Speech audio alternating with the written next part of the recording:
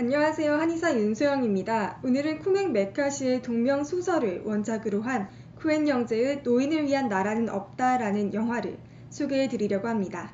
아마 노인 복지를 이야기하려고 하는 것 같기도 하고 또 시적이기도 한 이 제목 때문에 많이들 보진 않으셨을지 몰라도 들어는 보셨으리라고 생각이 됩니다. 저 같은 경우에는 이 영화를 보고 난 후에도 안톤 시거의 매우 인상적이었던 그 단발머리 그리고 동전 앞뒤를 맞추게 해서 목숨을 살려줄 것인지 말 것인지를 결정하는 그 장면 정도만 기억에 남았을 뿐 대체 왜 이 영화에는 이런 독특한 제목이 붙은 것인지 또 무자비한 살인을 그저 보여주는 단순한 오락 영화가 아니라면 무엇을 말하고 싶은 것인지 전혀 감을 잡을 수가 없었거든요. 저와 같으신 분들을 위해 준비했습니다. 그럼 지금부터 본격적인 영화 소개 시작하도록 하겠습니다. 영화는 보안관 벨의 독백으로 시작되는데요. 그날은 벨이 검거한 한 소년이 가스 처형실에서 형 집행을 당하는 날입니다. 사귀고 있던 14살 소녀를 죽인 소년의 이 살인에는 어떠한 타당한 동기도 없으며 소년은 혹시라도 자신이 감옥을 나갈 수 있는 날이 온다면 또다시 그런 짓을 저지를 것이라고 말하죠. 그냥 누군가를 죽이고 싶었는데 하필이면 그곳에 그녀가 있었다는 것이 그에게 있어 살인의 이유라면 이유였습니다. 그리고 늙은 보안관 벨의 관점에서 이것은 과거와는 대조되는 도저히 이해할 수 없는 현 시대의 모습이죠. 그에게 살인이란 자신이 겪었던 전쟁에서처럼 적어도 타당한 이유가 있을 때에만 용납이 되는 어떤 것이었지만 그가 노인이 된 현 사회에서는 그러한 타당한 이유 같은 건 존재하지 않는 듯합니다. 영화는 세 인물들 각각의 이야기들이 퍼즐 조각처럼 서로 맞추어져 있는데요. 첫째로 정의와 도덕을 지키려는 나이든 보안관 벨의 독백 같은 이야기와 우연히 사막 한가운데서 거액의 돈을 발견한 후 그 돈을 빼앗기지 않기 위해 필사적으로 도망다니는 평범한 시민 르웰린 모스의 이야기, 그리고 마치 사형 집행인의 역할을 수행하듯이 냉혹하게 살인을 저지르고 다니는 안톤 시거의 이야기로 구성되어 있습니다. 시거는 동전의 앞뒷면을 맞추게 하는 것으로 죽일지 살릴지를 결정하곤 하는데 자신의 이러한 행동에 대해 무엇이든지 죽음과 삶의 귀로에서 삶의 열쇠가 될 수 있는데 사람들은 그것에 별 관심을 기울이지 않을 뿐이며 하지만 우리의 역사는 그렇게 한순간 이루어지는 것이라며 그의 철학을 늘어놓습니다. 우리가 미처 알지 못하는 사이에 우리의 모든 것, 즉 우리의 인생 전부를 걸고 매 순간 선택을 하면서 살고 있는 인간의 잔인한 역사와 또 현실을 폭로하고 있는 것이죠.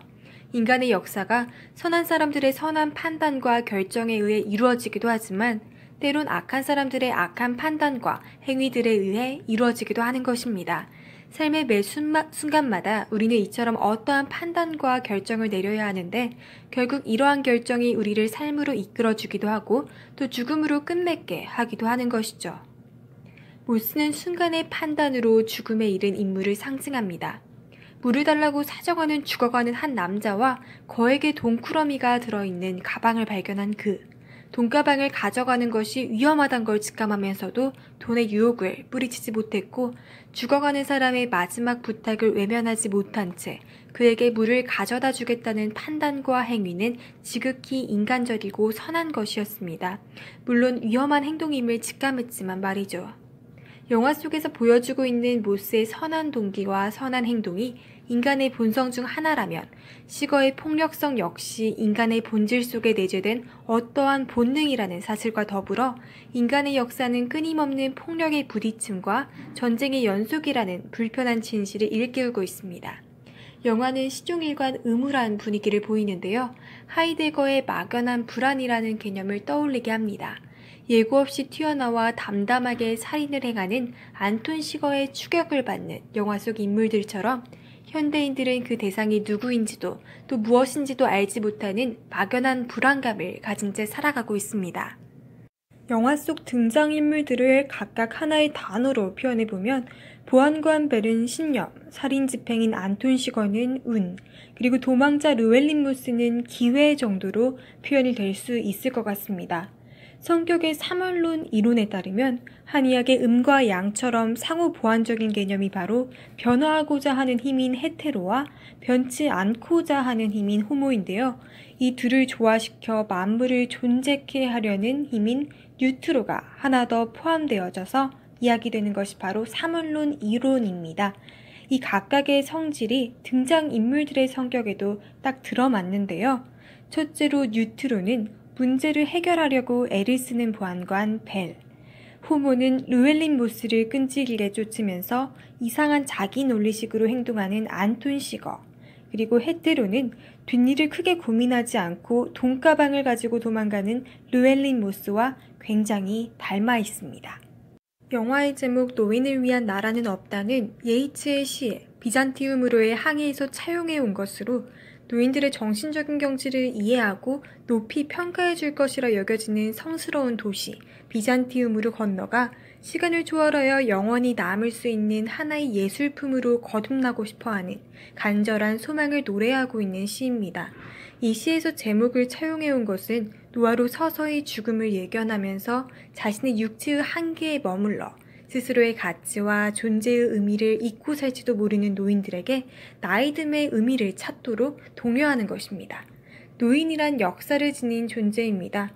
그런데도 사회는 가족과 또 사회를 위해 혼신을 다 바쳐 살아온 존재가 나이 들어감에 따라 그 한계를 뛰어넘지 못한다는 이유로 그를 나약한 인물이나 비겁한 인물이라고 치부해 버리고자 하죠. 여기서 현대사회가 갖고 있는 노인에 대한 이해의 부당함을 엿볼 수 있습니다. 하지만 자신의 젊은 시절의 모습을 상징하는 과거만을 옳은 것으로 인정하고 현실을 부정하는 방법으로는 현 시대를 살아갈 수 없다는 것도 보여주고 있죠. 그렇다면 더 이상 노인을 위한 자리는 있을 수가 없습니다. 노인 스스로의 자아 성찰 역시 필요한 것입니다. 우리는 누구나 나이 들어가는 이 육체의 한계를 인정하고 그 약해지는 육체로 인해 생겨나는 심리적인 쇠약감과 또 자신감 결여를 스스로 인정하는 과정을 겪어내야만 합니다. 시대가 변하고 자신도 변했음을 인정하고 젊은이들에게 자리를 물려주고 지금의 자신이 무엇을 할 수 있을지를 찾아서 새로운 희망을 가진 채 떠나는 이 벨의 모습이야말로 패배가 아닌 진정한 희망을 상징합니다. 또 이것이야말로 진정한 노인의 지혜가 아닐까 하는 생각이 들었습니다. 인간의 삶은 이전 세대가 다음 세대에게 빛을 비춤으로써 어둡게만 보이는 그 현실 속에서도 우리는 늘 어딘가에 있는 희망을 놓지 않고 살아갈 수 있는 것입니다. 그런 의미에서 젊은이들을 배제한 노인만을 위한 나라도 존재할 수가 없으며 젊은 날을 열심히 살아낸 노인을 저버리는 나라 역시 살아남을 수 없는 것 같습니다. 지금까지 들어주셔서 감사합니다.